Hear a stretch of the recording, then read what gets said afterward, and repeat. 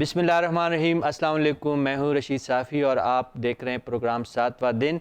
आज हमारे मेहमान है आमिर ग़ुलाम अली ख़ान साहब। आप जानते हैं कि उस्ताद ग़ुलाम अली ख़ान साहब के फ़र्जंद हैं और उनका जो फ़न है और उनकी जो शख्सियत है वो किसी तारुफ़ की मोहताज नहीं है।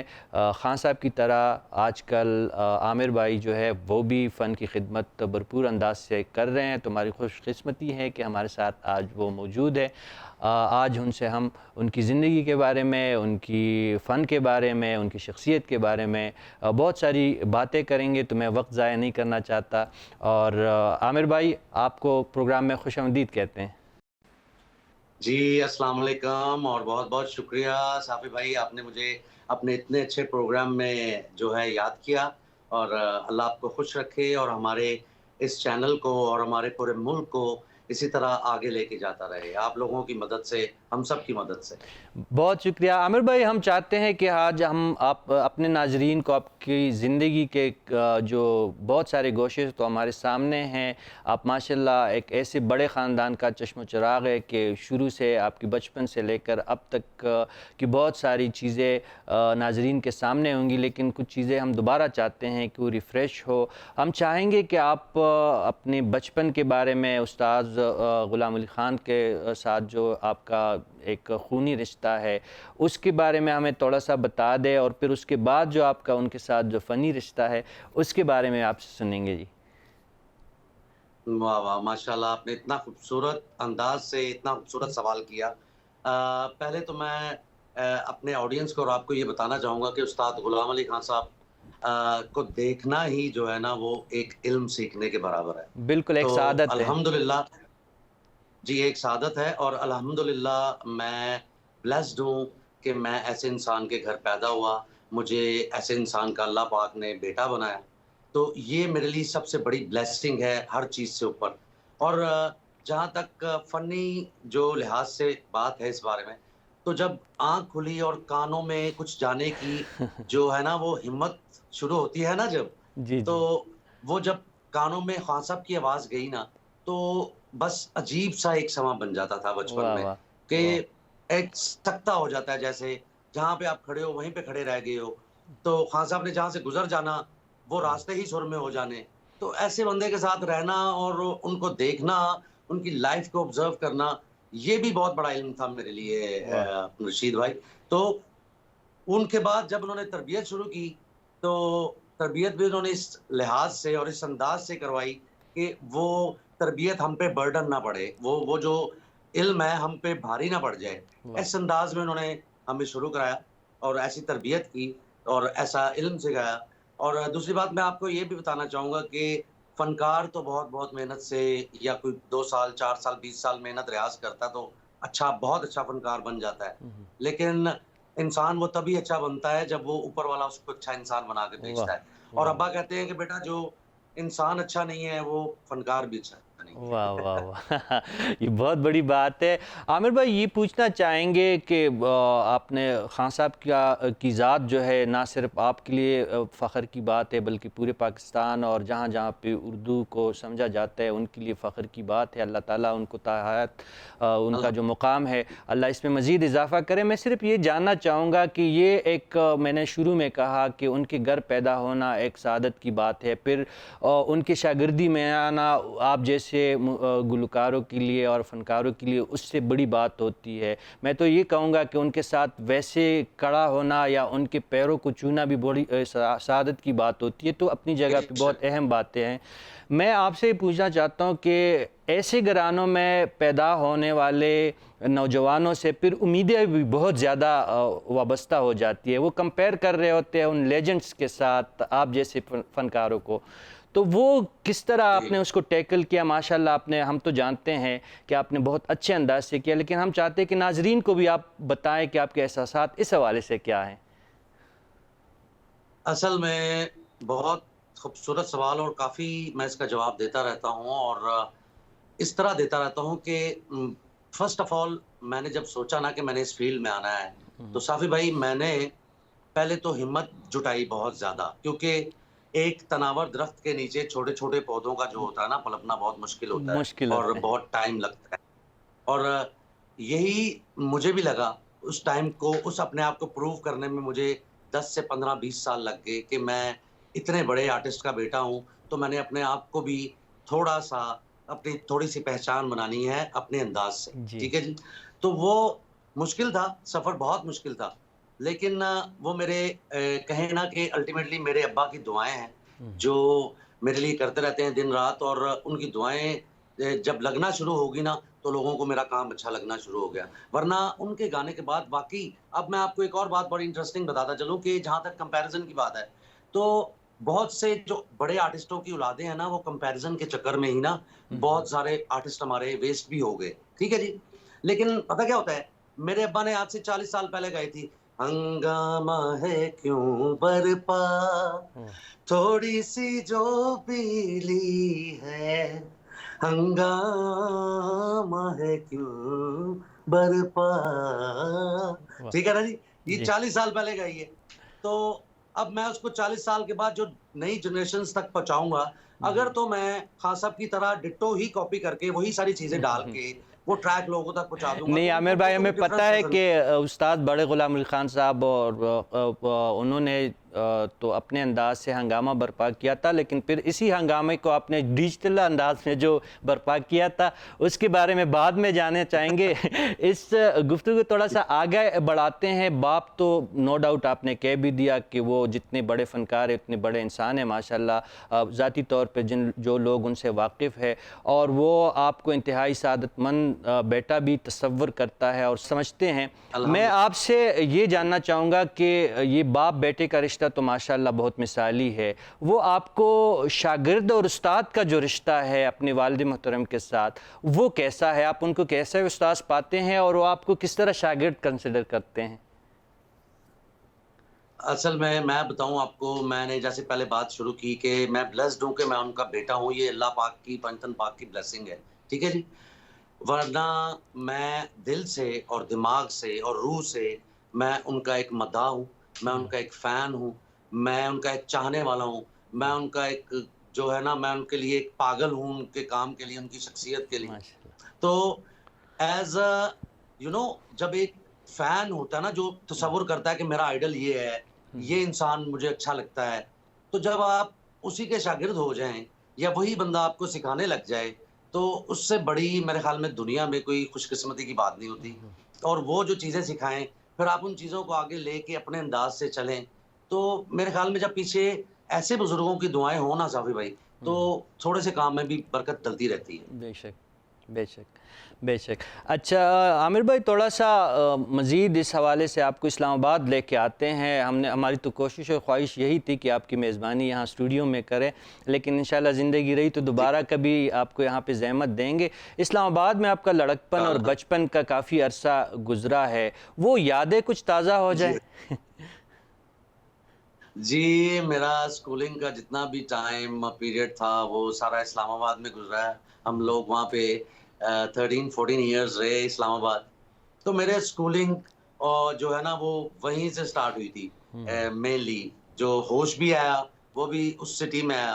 हुँ। तो बड़े अच्छे और बड़े कमाल किस्म के एक्सपीरियंसेस हैं उस शहर के, क्योंकि जो स्टडी का फिर मैं अपने ऑडियंस को और आपको बताना चाहूँगा कि मैं शरारती बहुत था बचपन जी, में, जी, और जी।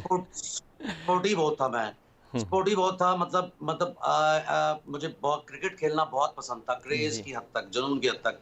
इवन आजकल जो मौसम है जून-जुलाई, और इतनी गर्मी होती थी, लेकिन मैं पूरी किट पहन के तो मैं दोपहर में मैच खेल रहा होता था। जी। मतलब आई वाज़ लाइक दैट। तो क्रिकेट की बात आपसे ज़रूर बचपन में सुनेंगे। मैं मुझे पता है कि आप बहुत क्लब लेवल पे और डिस्ट्रिक्ट लेवल पे आप खेल चुके हैं, और क्रिकेट से आपको जुनून की हद तक लगाव भी है। लेकिन आपने कहा आप जी। शरारती है, तो आपका एक शरारत का जो वाक़या आप सुना भी चुके, लेकिन मैं चाहूँगा कि ऑक्सीजन देखने वाली भी वो वाक़या जो बीएमएक्स साइकिल वाला और एफसी के जवानों के आगे भागने वाला वाक़या था, वो थोड़ा-सा दोहराएँ। अच्छा, साबिर भाई आपको याद है। जी, जी। एक्चुअली ये बड़ा एक स्ट्रेंज सा वाक़या है मेरी ज़िंदगी का, क्योंकि उस एज में साबिर भाई इंसान को इतना शौर नहीं होता वो कि एक अभी मैं मासूम और ये लड़कपन का, बचपन के जो एक शरारत का वाक़या मैं चाहूँगा, मुझे पता है कि आपकी इंटेंशन तो उसके हवाले से किसी की दिल आज़ारी नहीं थी, लेकिन सुनना जी, जी, चाहेंगे। बिल्कुल। वो एक बस ऐसे एक बचपन की लड़कपन की एक शरारत थी, उसका आपको रिएक्शन भी नहीं पता होता कि क्या होगा। जी, तो मैं अपने जो है सेक्टर में अपने मेरे ट्यूटर होते थे इकबाल साहब, जी, मेरा हाल है अगर वो देखें तो मेरी तरफ से उनको बहुत-बहुत सलाम। तो वो मुझे ट्यूशन पढ़ाने आते थे, तो वो मेरे साथ वॉक करते हुए जा रहे थे, तो हमारी स्ट्रीट के एंड पे कोई मिनिस्टर साहब रहते थे, तो उनका बाहर एक कैंप लगा हुआ था और हमारे केपीके के जो फ्रंटियर के जो गार्ड्स होते हैं बाहर, वो लगा के बैठे हुए थे। जी, तो उस ज़माने में पटाखे मिलते थे क्रैकर्स कुछ वो जिसपे धागे चढ़े होते हैं और बड़ा वो। तो वो मैंने एकदम से क्रैकर जला के ना तो वो उनके घर फेंक दिया। तो वो जब एकदम से वो ब्लास्ट होता था तो उसकी आवाज़ ऐसी थी कि जैसे कोई ब्लास्ट हो जाता है लाइक बॉम्ब हाँ। तो वो गार्ड्स और वो एकदम से अलर्ट होके मेरे पीछे भागे और मैंने उसी टाइम फ़ौरन वो जो है साइकिल को साइकिल सँभाली। इतना दबाया साइकिल वो मैंने ऐसी भगाई साबिर साहब ऐसी भगाई कि वो मेरी स्ट्रीट के एंड पे एक जंगल था। वो जो गार्ड्स थे वो आधे जंगल तक मेरे पीछे भागे। लेकिन वो बेचारे आधे में थक गए लेकिन मैं नहीं थका अल्हम्दुलिल्लाह क्योंकि अगर मैं उस वक़्त थक जाता तो जी, फिर जी। उन्होंने मुझे बहुत थकाना था। वाह! अच्छा ये इस तो सवाल का खैर पूछने का वक़्त निकल गया ये लेकिन जी, मैं आज फिर मैं अक्सर इंटरव्यूज़ में इस बात को जो है वो एन्जॉय अपोलॉजी करता हूँ। जी, वो जो जी। भी थे जिनका घर था वो मेरी वज़ह से डिस्टर्ब हुए, लेकिन मेरी शरारत की वज़ह से उनको थोड़ी बेआरामी हुई, तो वो प्लीज़ मुझे माफ़ कर दीजिएगा अगर मुझे देख रहे हो। लेकिन इंशाल्लाह मेरी कोई आपको ऐसी इंटेंशन ज़रूर नहीं थी आपको किसी माफ़ी को ज़रूर बताने की। वो बचपन मिलेगी था वो क्योंकि समझ नहीं आती जो दिल करता है बंदा कहता है कर लो। जी। आमिर भाई ये पूछना था ये आप ये इस सवाल का बल्कि पूछना नहीं था मैं देखने वाले को ये बताना चाहता हूँ कि इस सवाल के पूछने का पस मंज़र यही था कि आमिर ग़ुलाम अली ख़ान भी आम बच्चों की तरह बच्चे भी रहे हैं और लड़कपन में और बचपन में शरारतें भी करते रहे। तो ये बताने का मकसद ही यही था। अच्छा ये अब आजकल पीएसएल का ज़माना है और इस्लामाबाद की एक टीम जो है वो भी जो बाकी टीमों के साथ इस वक्त खेल रही है जिस तरह लाहौर, क्वेटा, मुल्तान और पेशावर की टीमें हैं। जी, आप भी डिस्ट्रिक्ट के लेवल पर गालिबन इस्लामाबाद की नुमाइंदगी कर चुके हैं। तो आज भी क्रिकेट का वो जी, जी। जुनून और शौक़ इस्लामाबाद बरकरार है? जी नहीं, सच पूछे तो उस हद तक तो नहीं है, जब तक म्यूज़िक में नहीं आए थे। हुँ, हुँ। जब म्यूज़िक में आ गए, मौसीकी में, तो वो इंटरेस्ट कम होता गया, ये बढ़ता गया। तो अच्छा। लेकिन आपको पता है कि पुराने इश्क नहीं भूलते। जी, तो जी। वो मेरे साथ-साथ चल रहा है। और पहला तो इश्क तो आज भी बिल्कुल नहीं भूला जाता। हाँ जी, बिल्कुल नहीं भूला जाता। तो आज भी क्रिकेट देखने का मुझे बहुत शौक है, लेकिन अब अपने काम में, मौसीकी में इतना डूब गए हैं कि टाइम भी नहीं मिलता वो खेलने का और दूसरा लेकिन जब अपने पाकिस्तान टीम के मैचेज़ लगते हैं टी20 वो हुँ। अब टाइम इतना बचता है कि टी20 देखें, तो मैं बड़े शौक से देखता हूँ और बिल्कुल सख्ता हो जाता है मुझे जब मैच चल रहा होता है, तो मैं इतने पैशन से देखता हूँ। लेकिन अब हाँ, जहाँ तक कह रहे हैं कि वो जुनून अब जो है इस जुनून में कन्वर्ट हो गया, ठीक। मौसीकी में। ठीक नाज़रीन आमिर ग़ुलाम अली ख़ान साहब के साथ हमारी ये गुफ्तगू इसी तरह जारी रहेगी। इस वक्त प्रोग्राम में एक ब्रेक की तरफ जाते, ब्रेक के बाद दोबारा मिलते हैं।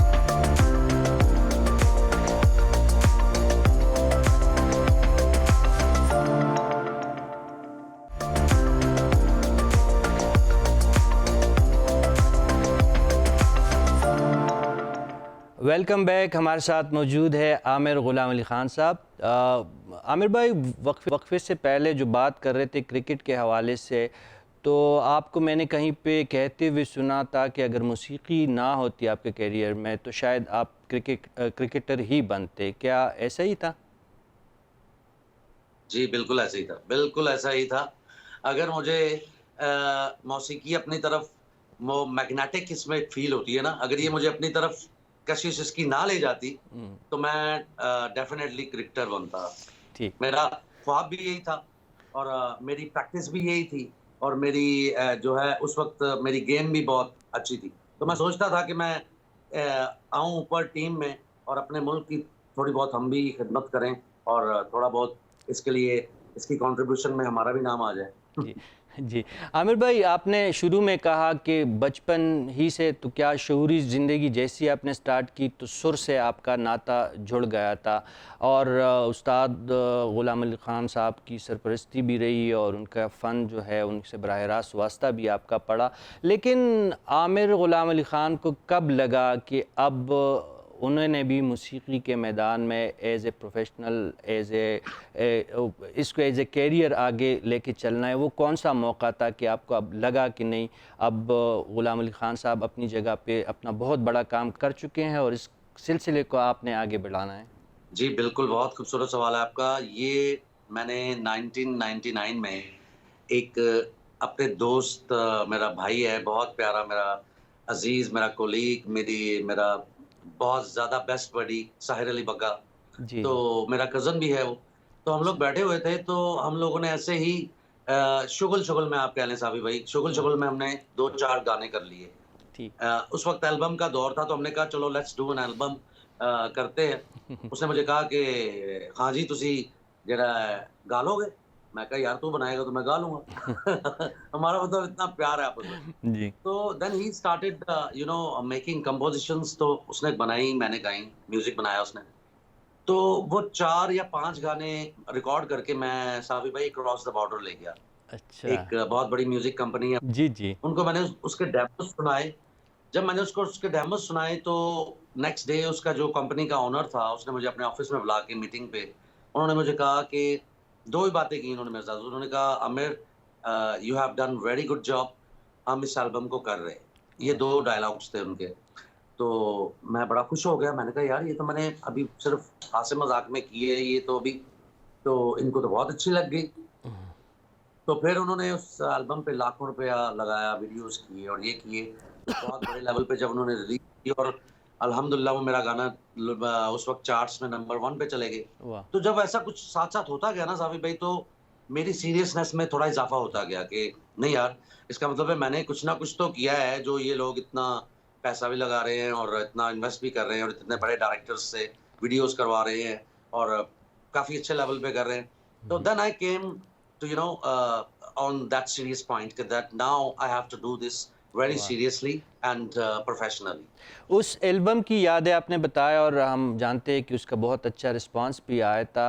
कुछ यादें या उसकी कुछ गुनगुनात अगर आप सकते हैं इस वक़्त, उसमें जो आपने इब्तिदाई एल्बम में कुछ अगर आपको याद हो इस वक़्त ज़ुबानी, तो जी बिल्कुल, नवाज़िश होगी।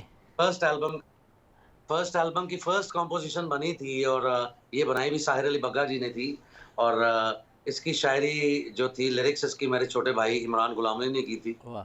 तो उसको मैं थोड़ा-सा आपको गुनगुनाता, तो जी। इस तरह था वो, प्यासा हूँ तेरे प्यार का,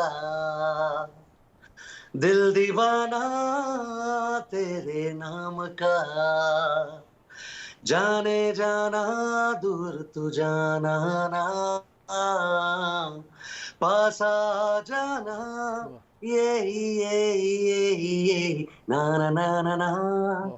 ना ना ना ना ना, ये ना ना ना ना ना ना ना ना ना ना, ये वाह! ये था कुछ। वाह! बहुत खूब। अच्छा आमिर भाई, ये पूछना था, आपका ख़ानदान, ख़ान साहब जो है गज़ल के बेताज बादशाह है, ना सिर्फ़ बरसग़ीर के, तो क्या जहाँ-जहाँ पे उर्दू मौजूद है तो ख़ान साहब जैसे गज़ल गो दौर हाज़िर में तो कोई नहीं, और आने वाले दौर में भी हमें कोई दूर-दूर के कोई आसार भी नज़र नहीं आ रहे। आपका पसंदीदा जॉनरा क्या है? आपने बहुत सारे नए-नए तजुर्बात किए हैं, गज़ल भी गा लेते हैं, क्लासिकल, नीम क्लासिकल, पॉप, बहुत सारे डिजिटल का भी बहुत यूज़ कर रहे हैं आप। लेकिन पर्सनली आपको जी, कौन-सा जॉनरा अच्छा है?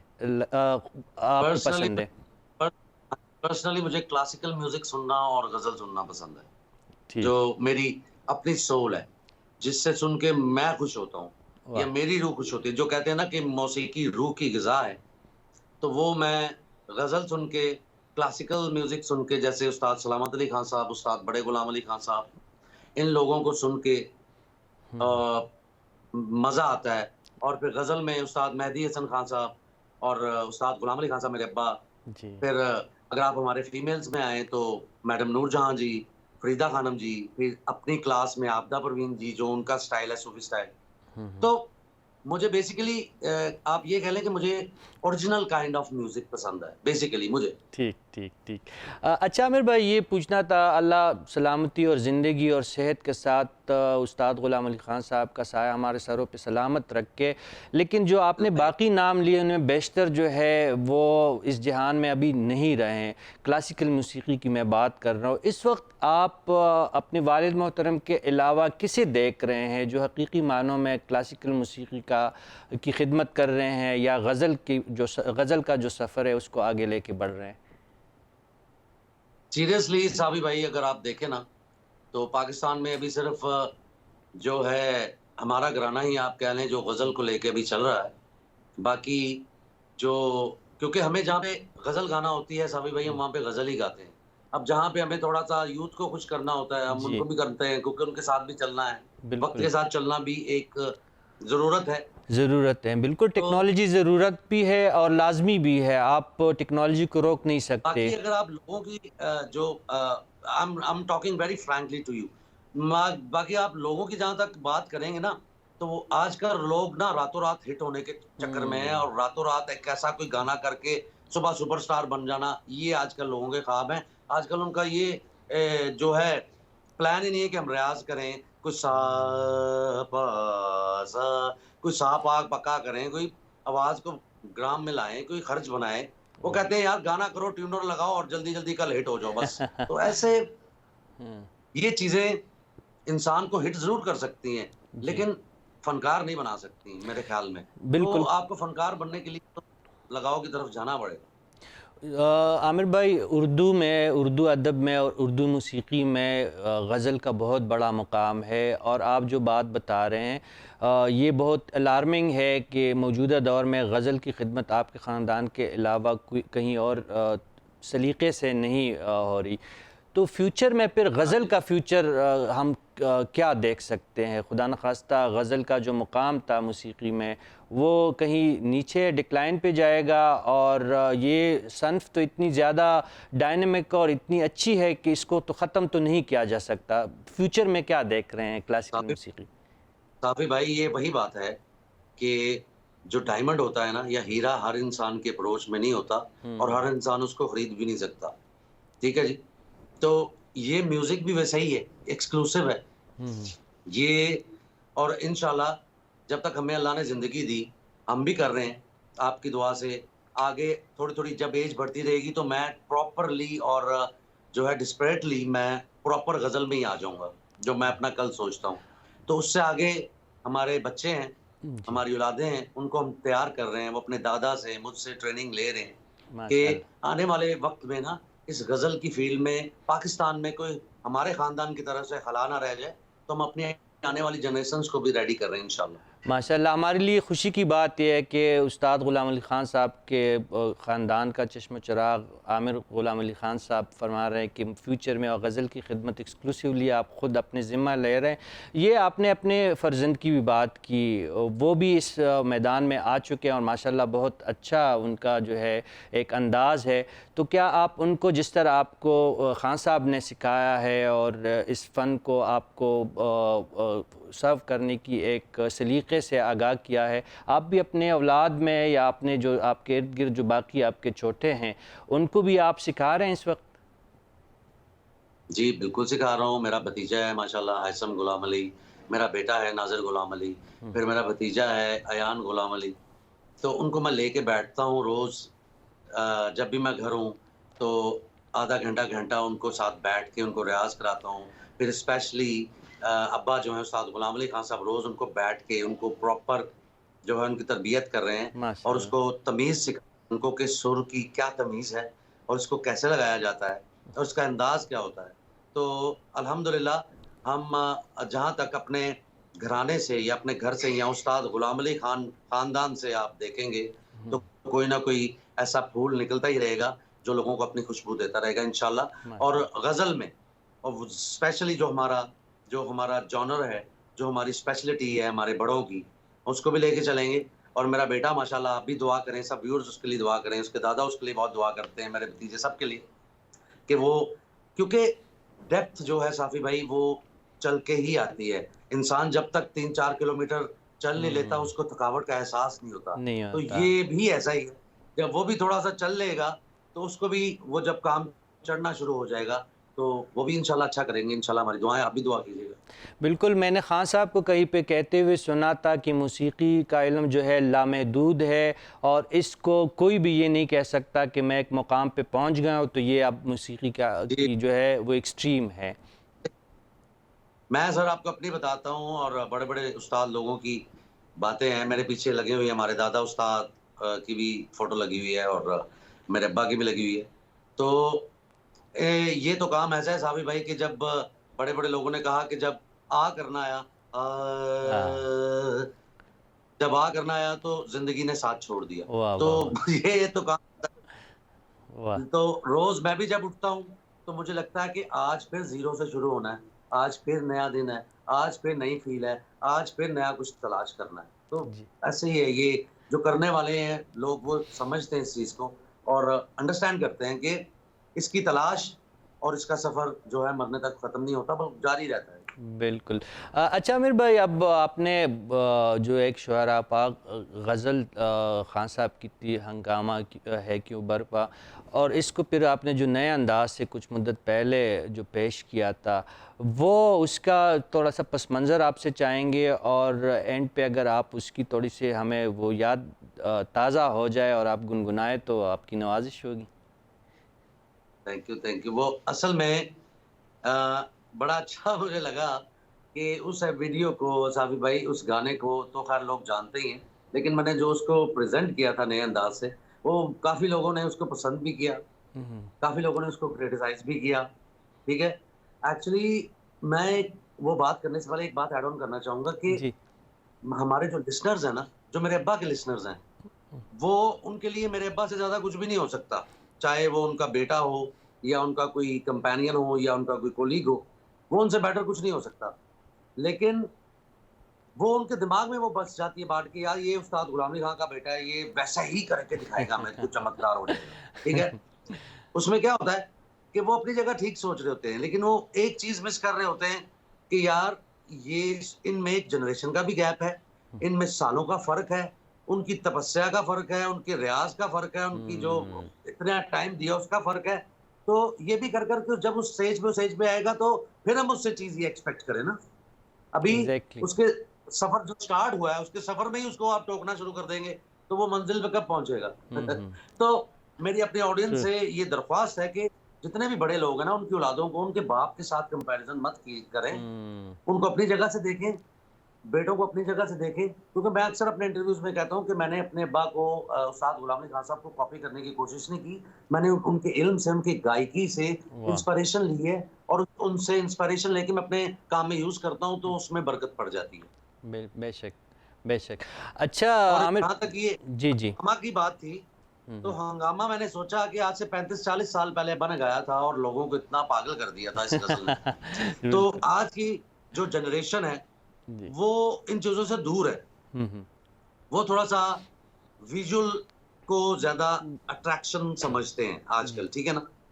तो मैंने कहा इसकी विज़ुअल्स इस ऐसी बनाऊँ जो एक ना इंटरनेशनल लेवल की हो, हुँ, ताकि उसमें जो हमारी यूथ है, उस तक ये गज़ल पहुँचे। जो हमारे टीनेजर हैं, उन तक ये पहुँचे, ताकि इल्म जो है वो वहीं तक ना रह जाए कि यार ये आज से 40 साल पहले गई हुई थी, उसके बाद क्या हुआ? वो आज के ज़माने में, आज के वीडियो के साथ, आज के म्यूज़िक के साथ उन तक पहुँचाया, तो वो तो बहुत खुश थे यूथ जितनी भी थी। जी। तो मैं even across the border India में मेरे उस वीडियो को बहुत पज़ीराई मिली, बहुत पसंद किया बिल्कुल, लोगों ने पूरी दुनिया कि से उसकी हाँ, सब पज़ीराई है और वीडियो को आप भी अपने अंदाज़ काफ़ी से आला मेयार की वीडियो थी वो बेशक। हम चाहेंगे अगर आप थोड़ा-सा अपने अंदाज़ से, जो वालिद मोहतरम का अंदाज़ था वो भी एक निराला और बहुत ही खूबसूरत और अनमोल है। लेकिन आपका जो अंदाज़ था उसमें थोड़ा-सा अगर आप उसकी कोई झलक दिखा सकें तो मेहरबानी होगी। जी, ज़रूर। हुँ, हंगामा है क्यों बरपा, थोड़ी-सी जो पीली है। हंगामा है क्यों बरपा, थोड़ी-सी जो पीली है। डाका तो नहीं डाला, चोरी तो नहीं की है, हंगामा है क्यों बरपा, थोड़ी सी जो पीली है, थोड़ी सी जो पीली है।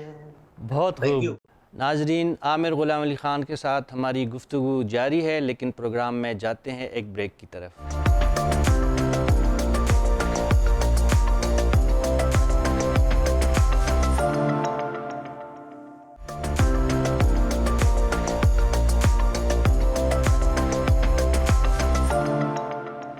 Welcome back. हमारे साथ मौजूद है आमिर ग़ुलाम अली ख़ान साहब। आमिर भाई, आपको थोड़ा सा सरहद के पार पार लेकर जाएंगे। बार बार आप इस जो आपका सफ़र वहाँ पे जो रहा था वो तज़किरा कर चुके हैं, लेकिन हम फिर भी हमारे देखने वाले उसको थोड़ा सा रिफ़्रेश करना चाहेंगे। आशा भोसले साहिबा के साथ जो आपका एक एल्बम आया था और उनके साथ जो आपने वहाँ पे वक्त गुजारा था, वो थोड़ा सा रिफ़्रेश हो जाए। किस तरह मुमकिन हुआ पाकिस्तान से एक नौजवान जाते हैं और फिर मुंबई में वो ठहरते हैं, और फिर जो मलका है मौसीक़ी की इस वक्त जो लेजेंड है आशा भोसले के साथ उनको एज़ाज़ हासिल होता है, एक मुश्तरका एल्बम आता है उनका। ये थोड़ी सी ये हिस्ट्री दोबारा अगर रिवाइज़ हो जाए तो। वाह वाह, आपने तो बड़ी खूबसूरत यादें जो है ना उन पे एक उस शावर से स्प्रे किया है कि उसको जरा हम ताज़ा कर दें दोबारा से। वो मेरे लिए ज़िंदगी का मेरा एक ड्रीम प्रोजेक्ट था साफी भाई, जो अल्लाह ने बस हर चीज़ अल्लाह की मर्ज़ी से होती है। बेशक। और स्पेशली हमारा काम जो है सुर और लय का काम जो होता है, इसमें अल्लाह की मर्ज़ी होना बहुत ज़रूरी है। तभी आप लोगों को महसूस कर सकते हैं। तो ये मेरा साफी भाई ड्रीम प्रोजेक्ट था एक, जिसका नाम था जनरेशंस। जी। तो मेरे लिए वहाँ पे जाना और आशा भोसले जी के साथ काम करना, हुँ। ये ऐसे ही था कि जैसे मैं एक ख्वाब देख रहा हूँ और वो ओह! ख्वाब में ही सब कुछ हो रहा है और वो चीज़ें हो रही हैं। मैंने अपने लाहौर में बैठे ही घर पे स्टूडियो में एक दिन ऐसे ही मेरे दिमाग में अल्लाह ने ख़्याल डाल दिया कि यार, आज से 25 साल पहले खान साहब जी ने और आशा जी ने एक एल्बम किया था मिराज ग़ज़ल। उसके बाद इन दोनों की कोलैबोरेशन नहीं हुआ किसी एल्बम में, तो ये जी। दोबारा होना चाहिए। तो मैंने अपने स्टूडियो में बैठे वो ना कॉम्पोज़िशंस बनाना स्टार्ट की, सोचना शुरू किया कुछ। तो बस वो वहीं से सोच सोच शुरू हुई और वो मुझे मुंबई ले गई और आशा जी के साथ मिला दिया। और अच्छा। क्योंकि आशा जी ऐसी औरत हैं जो अपने काम में एक ही यकता हैं और बेशक। उतनी अच्छी इंसान हैं। तो मुझे जब एक्सपीरियंसेस हुए उनके साथ काम करने का, तो मैंने ये रियलाइज़ किया घर में भी अपने अब्बा को देख के और उनको भी, क्योंकि तमाम ये जो लेजेंड्स हैं ना, ये जी। ऐसे ही होते हैं, ये मलंग होते हैं, ये दरवेश होते हैं, ये वाह, वाह! अल्लाह लोग होते हैं। तो यही मुझे उनमें भी देख के महसूस हुआ कि यार, अल्लाह पाक ऐसे ही नहीं सूरत अता कर देते, ऐसे ही नहीं कोई इल्म अता हो जाता। इन लोगों में कुछ ना कुछ स्पिरिचुअलिटी है, कुछ हुँ। रूहानियत है, ये कुछ इनका कनेक्शन है अल्लाह से जो ऐसा काम करते हैं। वाह, वाह!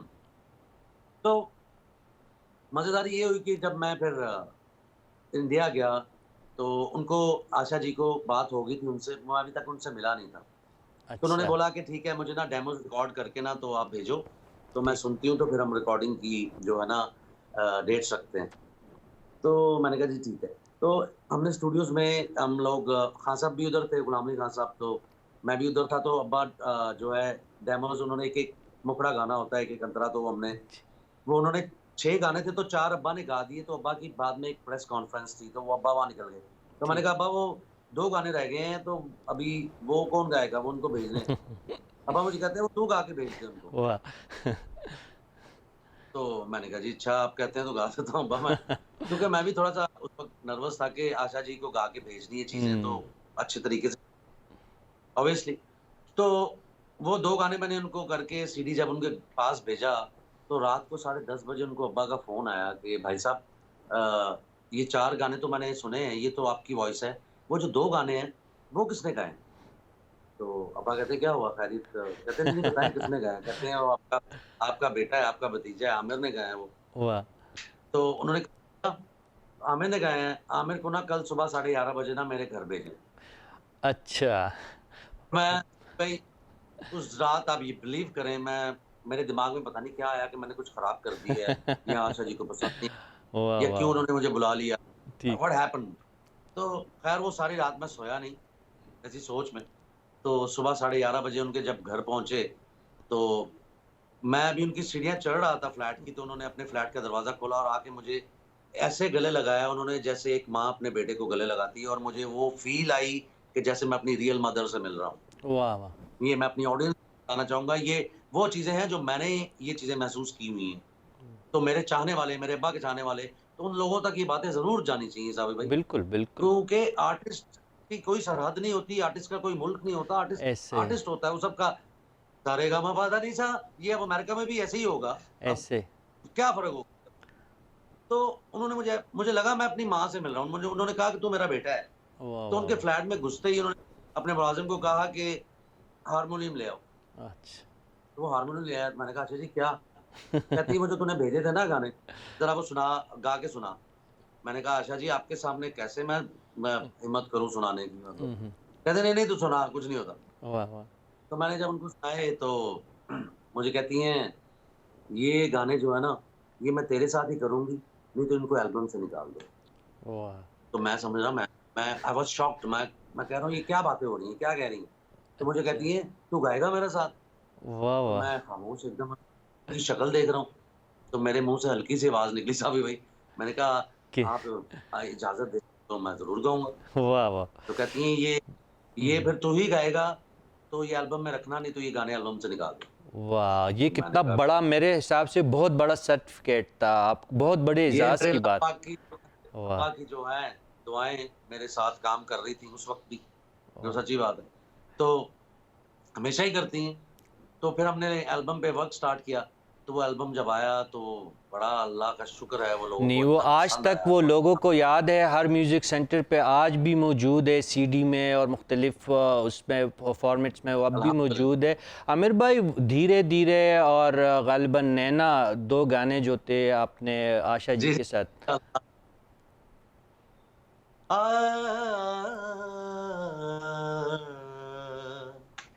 धीरे-धीरे तेरे प्यार में खोने लगे हम साजना, धीरे-धीरे तेरे प्यार में खोने लगे हम साजना,